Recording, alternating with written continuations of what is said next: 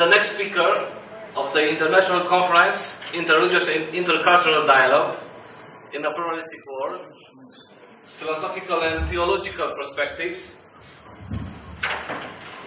is Professor John Farina from George Mason University, United States of America. He's a friend of Constanța, of His Grace Archbishop Theodosie of Tomis. His Grace is present, is here with us. He's a friend of our Faculty of Theology. It's an honor for us to have you together with us, dear Professor. Please. Thank you, Iowan. Greetings, Archbishop, and all of my dear friends in Constanța. I'm sorry I can't be with you. I was injured and won't be able to go to Europe this year in all likelihood. So I'm glad I can be with you for a short time via this technology. I'm talking to you from Washington, D.C., in the Watergate complex, which many of you might remember from the 1970s was the home of a famous political scandal that brought down the presidency of Richard Nixon. I want to talk today about religion and politics, but not in terms of contemporary affairs, at least not in terms of practical contemporary affairs, but more about the philosophy and the theology behind religion and society, this role that religion plays in our societies, the relationship between church and state. And I wanted to start off by recalling the myth that comes from a French village in Provence, Tarasque. And it is the myth of Tarasque, who was a horrible beast that had many, appeared to be like a giant turtle or dinosaur, and terrorized the people of the village for many years, until a young saintly girl tamed the beast with her innocence and her holiness, her true religion, and brought the beast into the city square. And the people, seeing this terrible monster, reacted immediately and killed it. And it didn't fight back for once. All their efforts before to kill it were useless. But now they succeeded. And as the beast died, they realized they had made a terrible mistake, because the beast had become their friend. And they erected a great statue to the beast, which is still in the village. And they renamed their village after the beast. It's now Tarasque. I think that's an apt metaphor or figure for the role of religion in society. And now I want to turn to a text that many of you may have. I don't know if you do. If you do, I delivered it to Iowan, but if it's there, I'll be reading from the text from page 7, the bottom, and on, the political and the theological.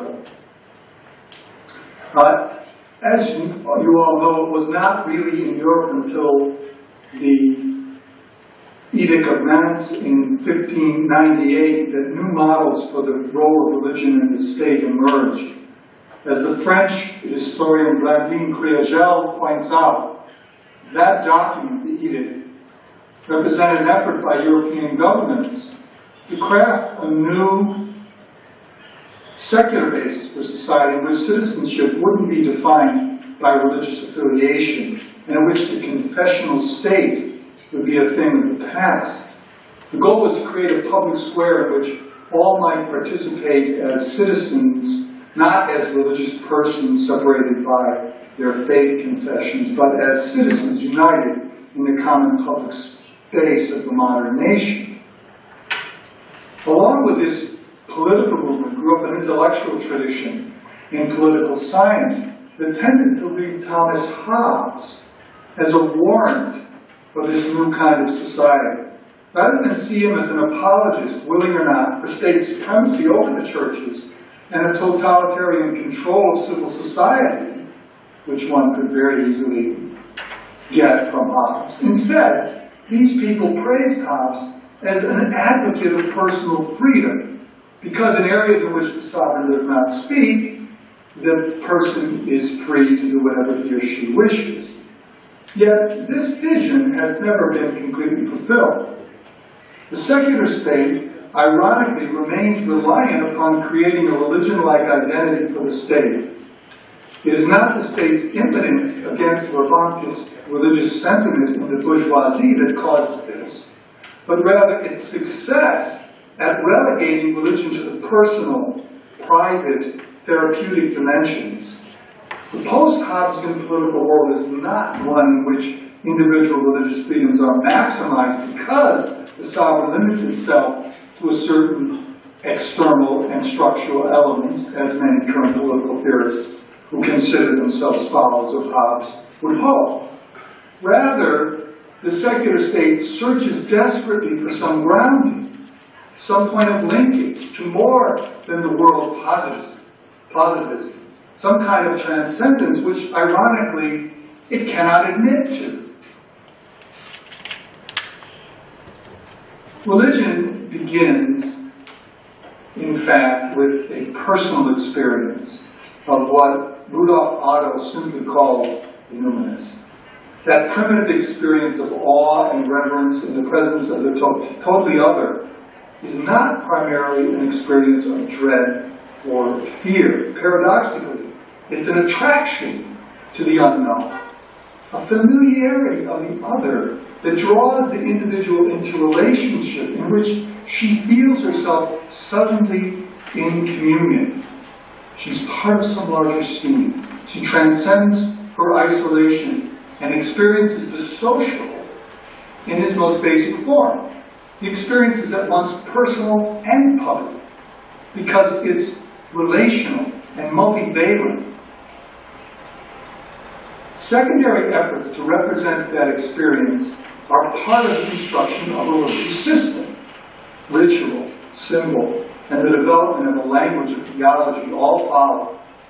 With the process comes a transformation. The experience takes on a less unique form. It moves from epiphany to elocution. The epiphany is an experience ringed off by mystic fire. The elocution is vulgar in common language. The experience is sacred. The theological expression is not. In this way, it can be said that all theology has a built-in secularity. Theologies, because they are sacred, secular expressions, because they are social, secular expressions, can be matched to political forms. Mystical experiences cannot. The secular state can easily endorse the theological enterprise, but always remains wary of the mystic. The mystic may also be the prophet, if he speaks forth in a sufficiently primitive language that differentiates itself from the secular theology of the church or the state. Massimo Cacchiari asks, what is the political form that matches a political theology? In traditional religious societies, there's a harmony between the form and the political theological language. For instance, in the Puritan societies of American New England in the 17th century, an inner worldly asceticism, to borrow a term from Max Weber, was present. Those societies developed an economy of competition along with those inner worldly ascetics, as they each tried to demonstrate their place in God's providential plan. A capitalistic economy grew out of this system and harmoniously related to it. Greed was tempered by Christian charity, complacence and sloth by the Christian virtue of fortitude. The state and the economic system it supported existed to aid the person in the attainment of his end, which was to glorify God. Now the secular state, by contrast, cannot make such claims. Its claims to supremacy are eschatological. It presents itself as part of a new age, a better age. It represents the end of history. The problem that arises from this is clear for Cacchiari. He says, how can the state be founded on a new total organization as definitive and comprehensive system of economic contradictions and of confessional civil wars, if the state is self-aware of not being able to represent the whole? If it wants to be deduced merely rationally as a worldly power, how can the state pretend to be valued as ultimate if its own project is radically detached from the idea of a theologically founded sovereignty?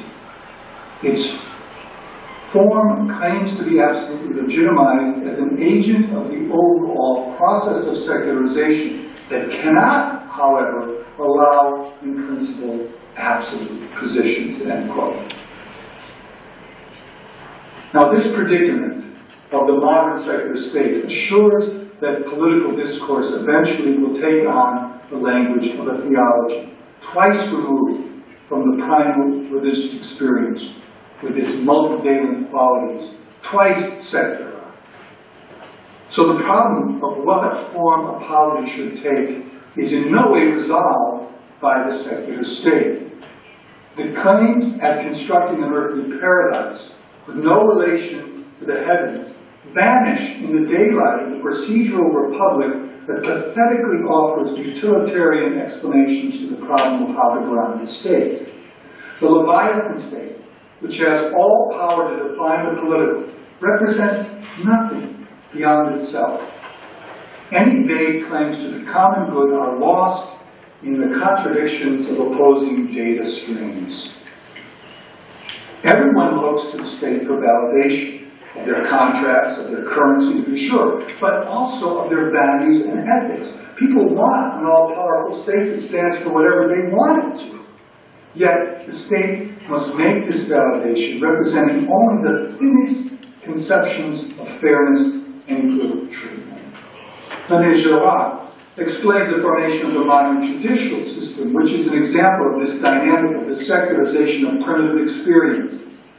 Many of you are familiar with his work, and I won't spend much time with it. But for him, the judicial system is the result of a process of secularization and rationalization of the dynamics of sacrifice. By vindicating the absolute monopoly of legitimate vengeance, the state completes the process begun by ritual sacrifice, rationalizing and developing greatly its effectiveness. Rather than trying to stop vengeance, the legal system rationalizes it. It turns it into an extremely effective technique of healing and, secondly, of preventing violence. This is an effective secularization that benefits society and perpetuates the sacred instinct. Religion is not hindered by such secularization, rather it's benefited.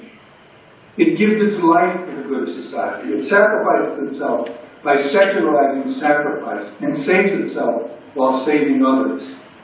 The great religions of the world all do this. The cult or new religious movement, by contrast, cannot do this. It's too interested in creating a unique identity, in setting itself off from the rest of the world. But that is not what makes it live long. Unless it can one day die, it will live only briefly.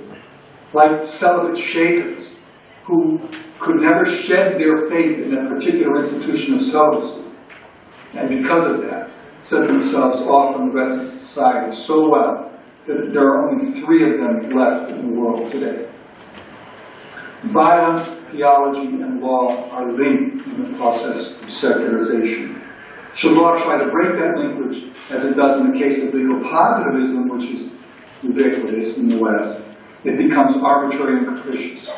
Should theology try to break it, it becomes fundamentalistic, cut off from all warrants other than its own assertions. The mystical dimension of religion will try again and again to distance itself from theology. It refers back to the more primitive moment and rejects the limits placed on it by theology. Yet, it is only an aporia, lasting for a moment. It cannot live without secularization. If it tries to, it remains wholly mysterious, wholly inarticulate, crude, silent. Efforts to banish religion from society, to control its expression, to make it an organ of the state, to temper it, all fail, because it is not based on a sacred, ineffable fire alone. Religion has tamed that fire, has translated itself using the same mechanisms society uses to convey meaning and pass on values. Religion can only be replaced with another religion. The gods of the Greeks and Romans can be conquered by Christ and all the saints, but mere mortals are powerless against them. Purely secular attempts to replace religion succeed only to the degree that they assume religious dimensions. So movements that mimic religion, like communism and socialism, succeed in part, but not completely, because they rely too much on the state and on suppression. They appear as inferior gods in the long run. Scientism, too, has some success because of its discipline and its dedicated clergy. Atheism, by contrast, however, because it is only denied, never succeeds. It is unnatural, born of sickness, the product of delusion, betrayal, or ignorance. Like the mythical beast that I beginning to speak of, Tarasque, religion in its primitive form is a terrifying force that threatens the human community. When, however, it is tamed through the process of secularization, that mature religion becomes a friend. Yet the foolish, frightened by the threat it poses to the village, often try to kill it. Those secularists think they are saving their state from a monster. When they have killed it, however, they realize their folly and seek to memorialize it and restore it to life. What they can create is only a distorted form of the living beast. On its part, the beast, once tamed, is willing to give its life for the good of society because it knows it will be reborn.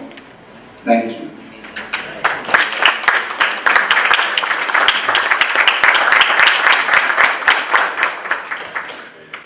So thank you very much, dear Professor John. Thank you very much. I open the session for questions. Yes, Professor Osman Bilen from Izmir, Turkey. Hello, Professor. We met Yes, in Yash, yeah. how are you? Yeah, fine, thank you. I wish you well soon. Thank you.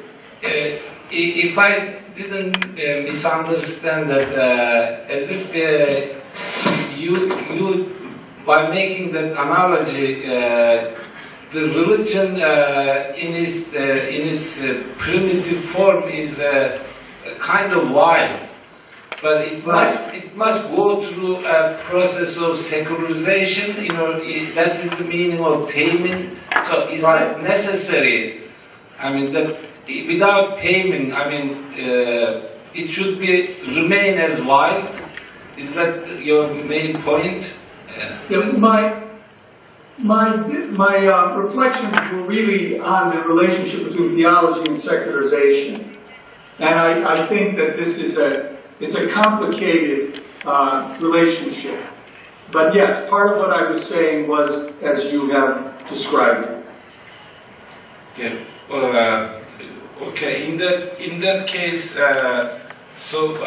actually, I agree to a certain degree that this process of secularization is something that all different religions should face this or that way, in different ways. But what is the possibility that the secularization will effect a change in a religion in the positive way or the negative way? What is the criteria to differentiate those two possibilities? Well, I think what I was trying to do is speak against the extremes of secularization, of a purely secular state on the one hand, and of a fundamentalistic theology on the other hand. That, in fact, the way in which a mature religion involves a process of secularization. In theology involves secularization because we take this primitive mystical experience and we begin to express it in human forms. So in that sense, it is a process of moving into the everyday, the age, the secular. And that is not a negative thing, that is a necessary thing. So a good theology does that well. A good theology retains the tension between the mystical and the secular expression, and always remembers that the expression is a secular expression, which is not perfect. If it thinks that the expression is perfect and is set in stone, it becomes a fundamentalism. Okay? And on the other hand, the state, if the state is so foolish to try to kill religion, it's left with a statue of this monster. It's left with an artificial creation by which it's trying to do something that it needs to live, which is create value and create meaning and create order. Thank you.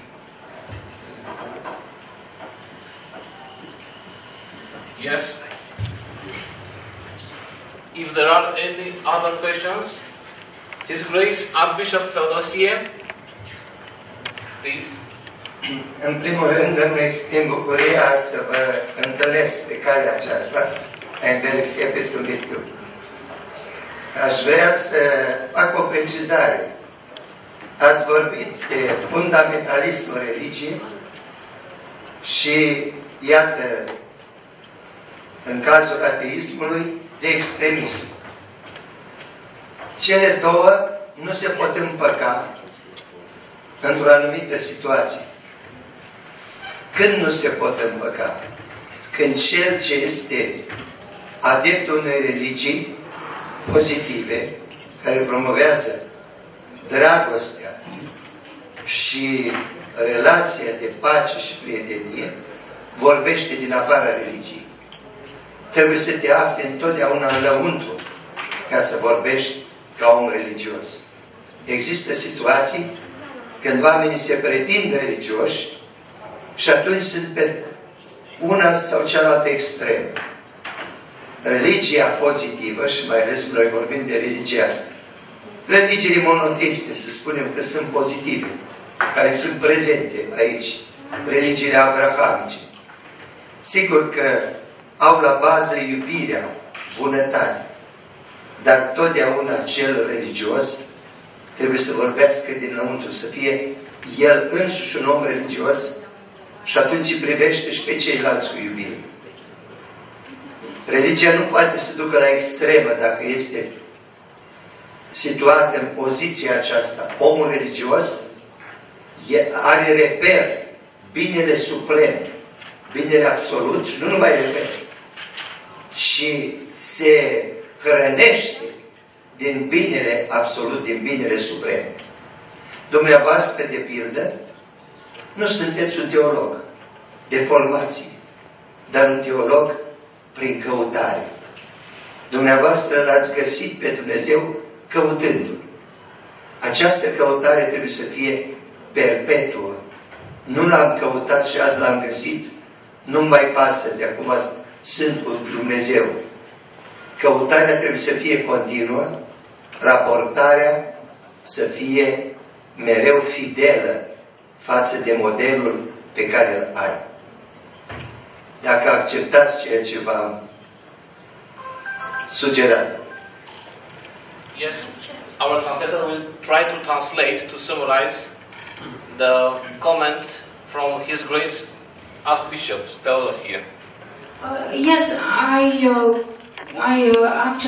I'm trying to summarize this. In a nutshell, it was a question regarding a parallel that can be drawn between extremism and secularization. And a final remark made by His Grace that once you have found God, you, for instance, are a person who have found God because you have been seeking for Him. This has to be a perpetual search. You can't say, I have found God and now I am with Him forever. It's a perpetual search, and this relation has always to be kept alive. So the question regarded what you could comment on the parallel between extremism and secularization. I didn't get the question. I didn't get your last sentence. Please repeat it. So if you could expand on what you see, a parallel between extremism and secularization. Between what? Extremism and secularization. Extremism? Yes. Political extremism? Religious extremism. Fundamentalism. Fundamentalism. Yeah, okay. Fundamentalism and what? Secularization. Yes, okay. So, yes. So, to Your Grace, that was a very interesting question. Thank you. So I think you are absolutely right that the seeking never ends. But in fundamentalism, the seeking ends. That's the process, that's the problem. They stop seeking and they believe that they have found the answer, and the form which that answer takes, they believe is written in stone. And that is the dynamic that leads to a ossification of the religious spirit and to the distortions, where it becomes the secular form. The secular form is just that, and then it loses its connection to the sacred experience. And when it does so, it can actually do harm. Cred că pot să traduc răspunsul acum. Întrebarea e foarte pertinentă și aveți dreptate. Această căutare a lui Dumnezeu nu se sfârșește niciodată. Tocmai acest este eroarea fundamentalismului, pentru care căutarea a luat sfârșit. Aici este problema. Ei consideră că au găsit deja răspunsul, că au încetat căutarea și răspunsul pe care l-au găsit este cel definitiv. Acest lucru duce la o osificare a sferei religioase și tocmai de aceea secularismul înseamnă o pierdere a legăturii cu experiența sacrului, ceea ce este în cele din urmă periculos și dăunător. Ne-am cunoscut ultima oară acum 2 ani aici la Constanța, de asemenea, și îmi face o deosebită bucurie să vă revăd. Legat de aprecierile dumneavoastră vis-a-vis de secularizare, problemă care m-a preocupat de lungul timpului, și mai ales legat de afirmația pe care ați făcut-o, dacă am înțeles eu bine, cum că acest fenomen al secularizării se va sfârși până la urmă, religia nu va dispare, este o afirmație care este în atenția foarte multor analiști, sociologi, filozofi, teologi, istorici și așa mai departe. Cazul Statelor Unite ale Americii, ținând seama de faptul că este alături de Japonia un caz cu totul aparte, în sensul că în Statele Unite practicanții religioși sunt în număr, totuși, în pofida modernității și supratehnologizării țării, foarte numeroși, dacă am înțeles eu bine, în urma analizelor sociologice, undeva la 40% din populația Statelor Unite, alături de Japonia. Deci cazul acesta este un caz care infirmă teza potrivit căreia modernitatea va conduce la o secularizare și pentru faptul că este incompatibilă cu religia. Cele două cazuri, Statele Unite și Japonia, sunt date și astăzi de către sociologi ca 2 exemple care infirmă această teză, și anume că tehnologia, știința vor elimina religia din orizontul lumii.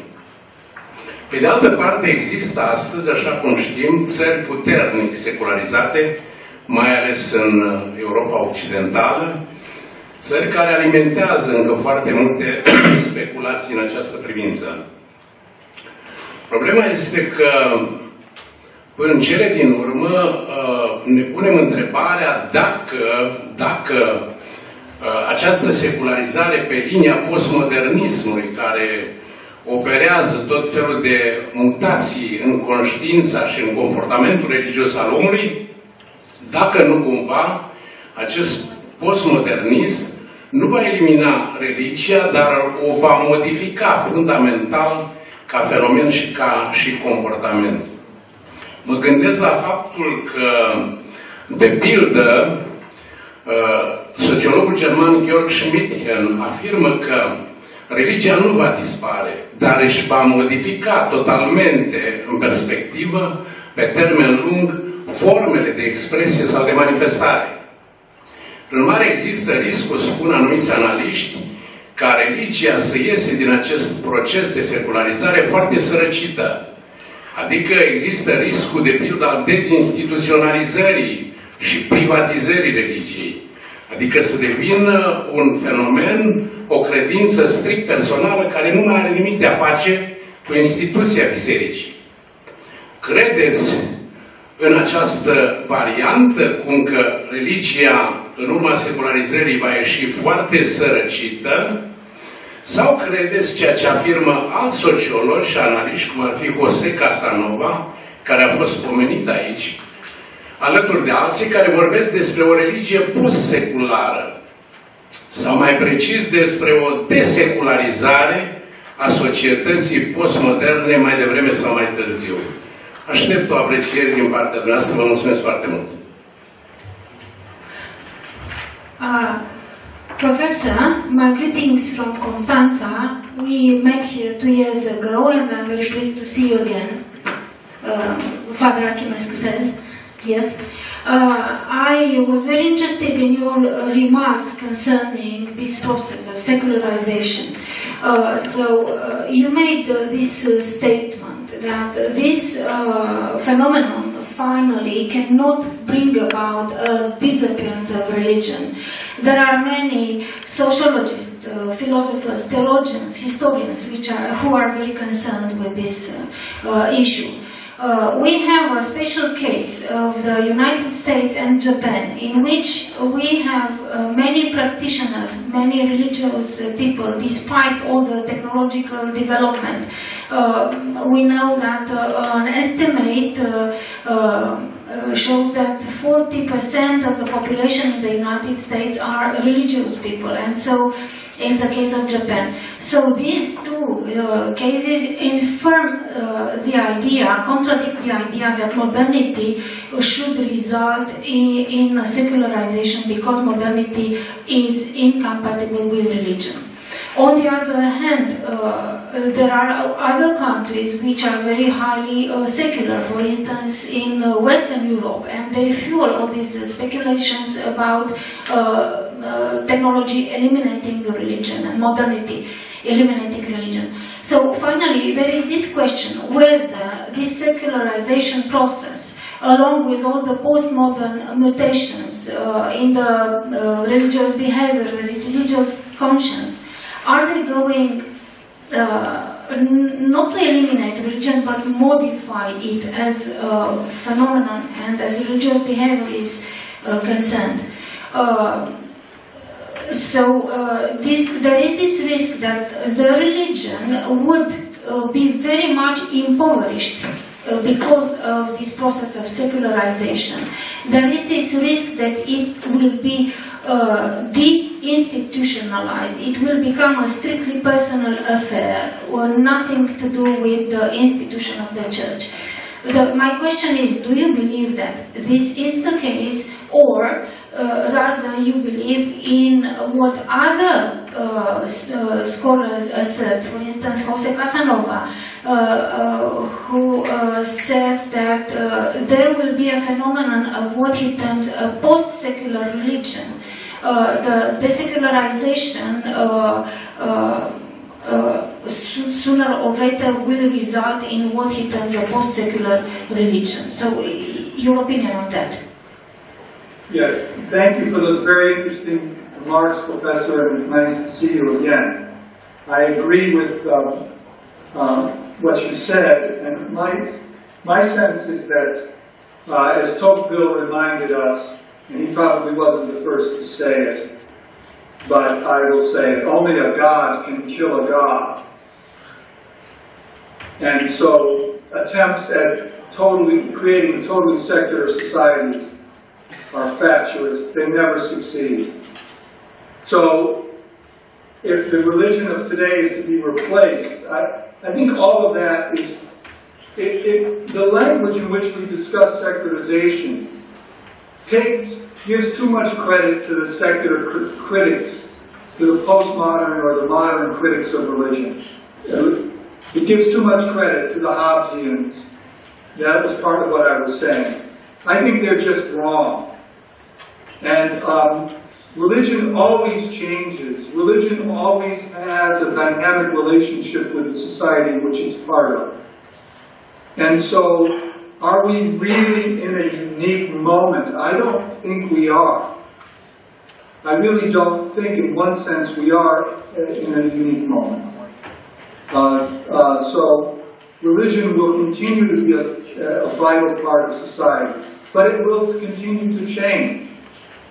And certainly this movement toward personal religion, religious bricolage, and non-institutional expression has been a big part of our life and probably will continue to be.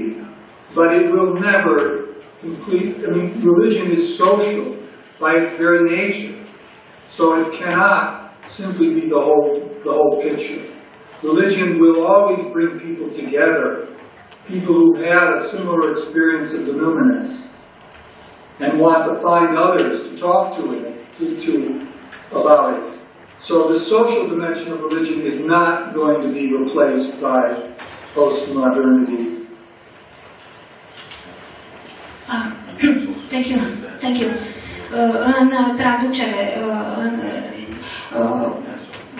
sunt de acord cu dumneavoastră și putem să ne amintim de cuvintele lui Tocqueville, care zice că numai un Dumnezeu poate înlocui un alt Dumnezeu. Cu alte cuvinte, este imposibil, sunt sortite eșecului aceste încercări de a se crea o societate care să fie complet seculară. Ați pus o întrebare, ce se întâmplă în momentul acesta? Cred că acordăm prea mult credit criticilor moderni și postmoderni ai religiei. Ei se înșală. Este adevărat că religia este în schimbare continuă, pentru că ea se află într-o relație dinamică cu societatea. Și nu cred nici măcar că în momentul acesta este unic. Religia va continua să joace un rol vital, chiar dacă ea este mereu în schimbare. La întrebarea noastră dacă va fi redusă la o credință strict personală și dezinstituționalizată, eu cred că religia întotdeauna va face parte din viața omului și ea, prin natura ei, are un caracter social. Ea aduce la oaltă oamenii care au avut această experiență a luminosului. Deci, dimensiunea socială este proprie religiei și ea nu poate să fie înlocuită, abolită de paradigma postmodernă. There are any questions? Okay, thank you, dear professor. My dear pleasure to be with you all. Archbishop, again, my greetings.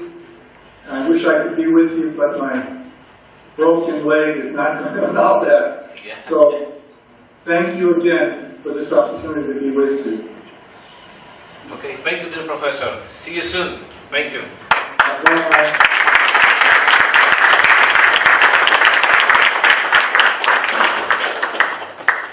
Vreau să-l felicităm pentru claritatea cu care ne-a obișnuit și continuă să o exprime. Cred că fiecare a înțeles în modul cel mai precis ce a vrut să spună și este foarte realist. Îi mulțumim! His Grace thanks you. I don't know if you can hear me. Yeah. Can you hear me, Professor? So His Grace thanks you and he appreciates the clarity of your explanations. Everyone here has understood very clearly your remarks, and thank you.